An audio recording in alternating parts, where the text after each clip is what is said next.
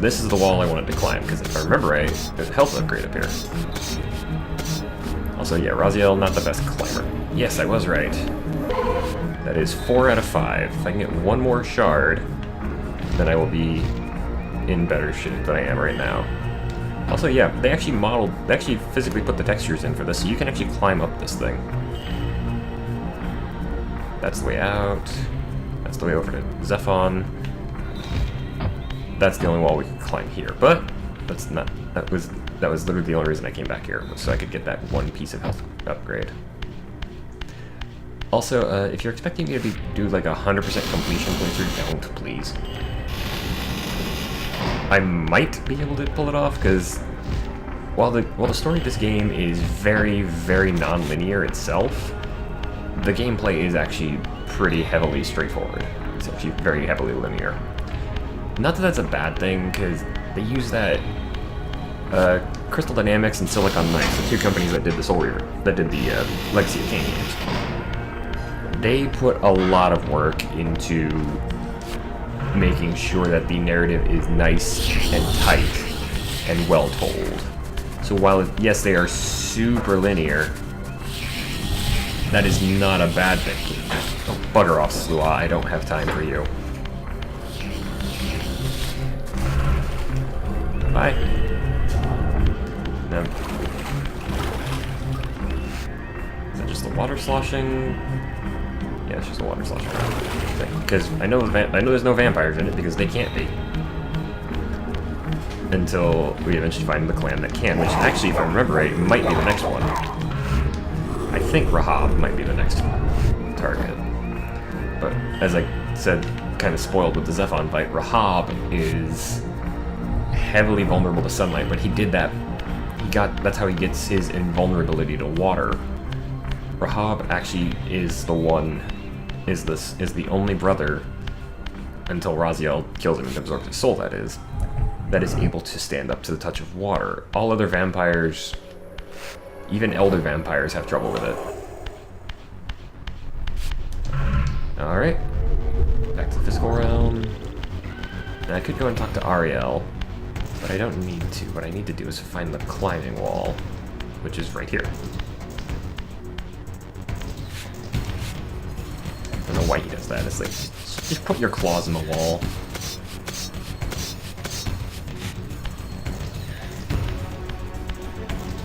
No, I don't. I might actually be going the wrong way for this. I might have to go back to the abyss. Ah, that's what I'm after. I went right instead of left around the ring, which would have gotten me here much quicker.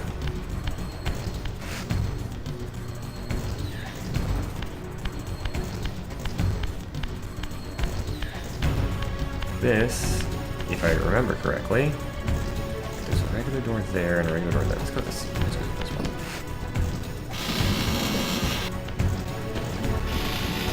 I don't know if those doors lead to the same place. They do not. So we're going to real quick just go back and go to the other door. I mean, I've got the Soul Reaver. I literally have unlimited life energy at the moment. You actually eventually find out the story behind the Soul Reaver as well. And in 2, you even get to use it as a physical blade for a little bit. Okay, actually, I think they do go to the same place ultimately.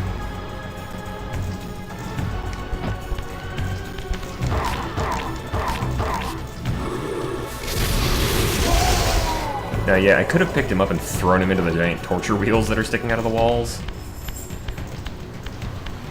But frankly, that...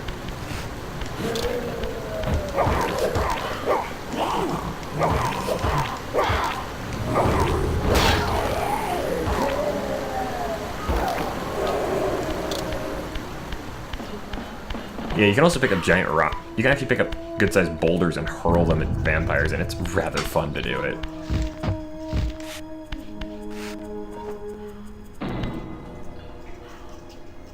Would this just be...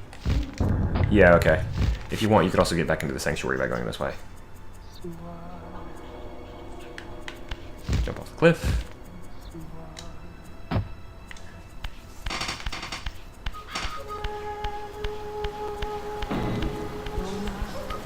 You want to try and tangle with your Uncle Raziel?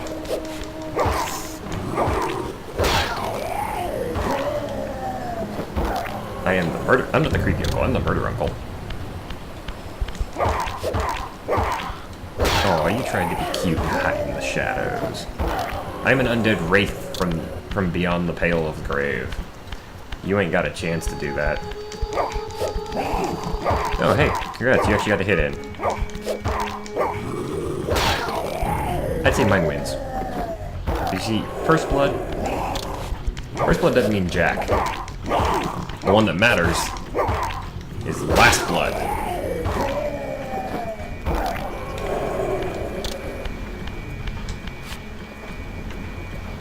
That goes here. Now, the whole crime thing the older god mentioned. The ancient tomb of the Seraphim. Yep. Once impenetrably sealed, now ravaged by Nosgoth's upheavals, its mysteries lay exposed. In the time of Vorador, centuries before Kain was made, the Seraphim warrior priests waged a merciless war against the vampire tribes of Nosgoth. Emboldened by righteousness, they committed unspeakable and indiscriminate acts of violence, massacring fledglings and ancients alike. They decimated entire bloodlines in mere decades. Now their husks lay here, murderers enshrined. Yep. The Seraphim were an order of vampiric, or an order of human warrior priests, whose job it was to rid Nosgoth of the vampiric scourge. And Raziel's thing that he just mentioned about their husks being interred here, this is a tomb. This is the Seraphim tomb, and it's very important that we go in here real quick, because we need to find something out. Take heed, Raziel. A forgotten history lies within. Know thyself, though it may destroy you. The Elder God saying that is very important. We're about to get a huge chunk of backstory. First, a couple of light snacks in the form of 3 sluah. Well, if there's a portal here, I can... Oh, really? You really thought that was gonna work? I have Kain's Death Blade in spirit form. Oh, you're a... You have a specter possessing you. And now you don't.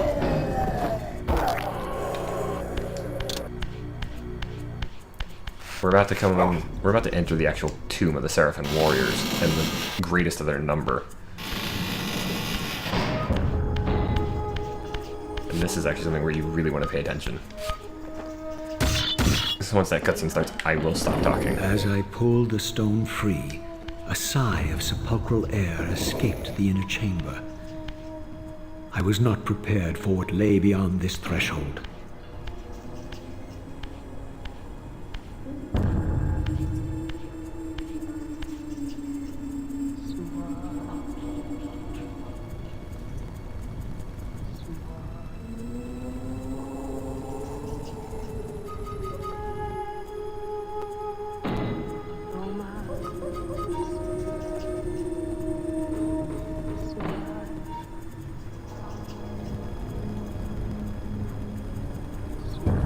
These crypts, defiled caskets of Seraphim saints, bearing my brothers' names and my own.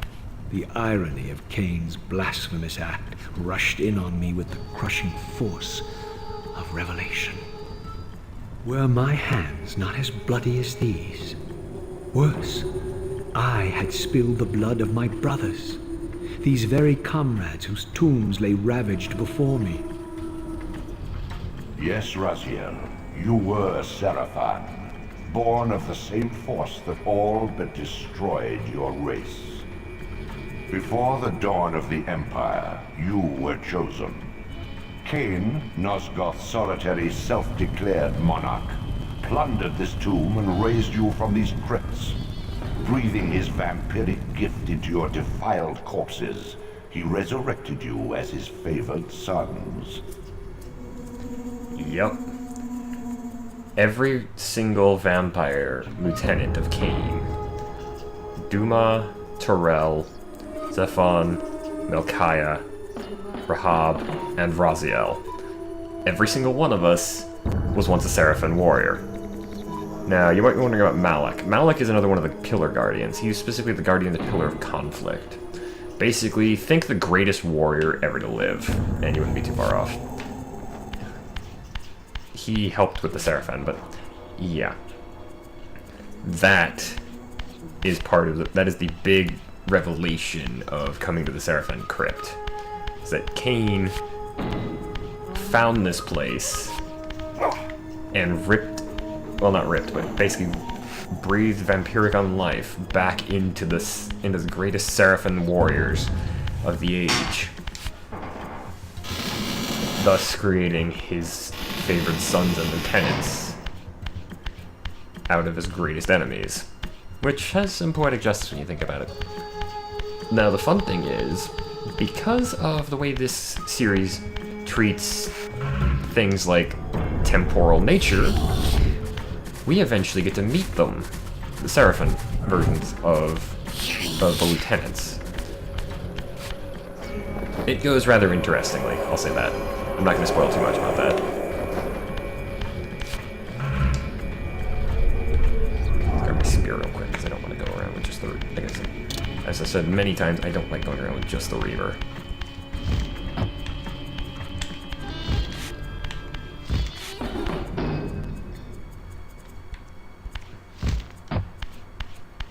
What is in here, I wonder? I legitimately don't... Oh good, another one of Azimuth's chambers. At the Seraphim Stronghold, or at the Seraphim Crypt. Which eventually becomes the Seraphim Stronghold, if I remember right. I'm still missing at least one, I think, but I don't remember exactly where that one is, and it's not been super important to this point, so... Question is, can it climb these walls? Nope.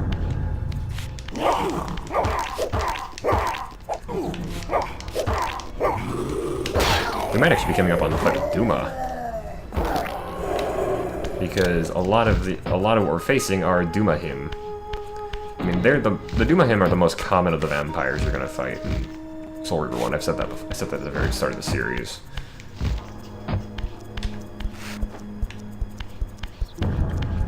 Okay, what am I missing? I might have, if necessary, I'll go back and talk to Ariel. See what the former Guardian of Balance has to say. The funny thing is, if you actually look into the lore and the backstory and everything of this series, the Guardian of Balance is both the most important and the weakest member of the Circle of Nine. Because each of the members of the Circle had a duty, had a specific job to do in the within the Circle. So, for example, the Guardian of the Pillar of Conflict was considered to be the greatest warrior of Nosgoth, and was basically Nosgoth's final line of defense. The Pillar of Balance, though, the Guardian of Balance did not have any, like, superpowers. Like, she couldn't raise the dead, she couldn't command the beasts of nature. Instead, what the Pillar of Balance was all about was exactly that. It was keeping balance among the other 8 members of the Circle. Her job was to effectively mediate the other 8 Guardians. Where am I going? This is actually the way I came from, but yeah, I'll just go back and talk to Ariel, see where I'm supposed to go. I could have actually done this a lot easier by just going back to the Circle of the Plan, but... or the, Sanctuary. So, Ariel's job, and ultimately Kain's as well, because Kain was supposed to take over as the Guardian of Balance, was to basically watch over and maintain the balance of everything in Nosgoth. You're going on that wheel. Also, I don't know if we spiked him through the crotch or through the mouth, but either way, that was brutal. I don't expect this game to be nice to people.